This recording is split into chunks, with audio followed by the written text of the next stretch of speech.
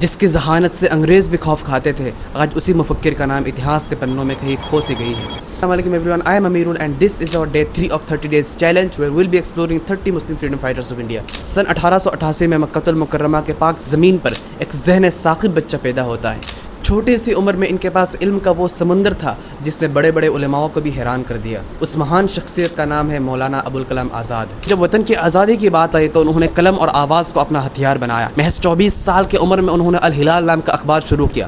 ان کی لکھائی میں وہ آگ تھی کہ انگریزوں کو اس اخبار پر بین لگانا پڑا، لیکن آزاد کی آواز کو دبا نہ سکے۔ جب انگریزوں نے ڈیوائیڈ اینڈ رول لا کر دیش کو توڑنا چاہا تو اس کے خلاف مولانا آزاد ایک چٹان کی طرح کھڑے رہے۔ انہوں نے دلی کی جامع مسجد کے زینوں سے کہا، جب تک اس دیش کے ہندو اور مسلمان ایک نہیں ہو جاتا تب تک آزادی کا یہ سنگھرش ادھوری ہے۔ محض 35 سال کی عمر میں انڈین نیشنل کانگریس کا سب سے جوان پریزیڈنٹ بنے۔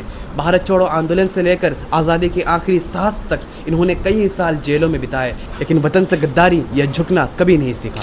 آزادی کے بعد وہ بھارت کے پہلے شکشا منتری بنے۔ IIT، UGC، ساہتیہ اکیڈمی اور ایمس جیسے ادارے انہی کے ذہن و ویژن کی دین ہے جنہوں نے انڈیا کے ماڈرن ایجوکیشن کی بنیاد رکھی۔ آج جب ہم IIT، UGC اور ایمس جیسے اداروں پر ناز کرتے ہیں تو یہ بھول جاتے ہیں کہ ان کی بنیاد رکھنے والا وہی شخص تھا جسے انگریزوں کی جیل توڑ نہیں سکی، جسے بٹوارے کی نفرت جھکا نہیں سکا۔ وقت بدل سکتا ہے، سیاست کا رنگ بدل سکتی ہے، لیکن جس مفکر نے منٹو ہال سے لے کر دلی کے جامع مسجد تک گنگا جمنی تہذیب کی حفاظت کی ہو، اسے اتہاس کے پنوں سے مٹانا ناممکن ہے۔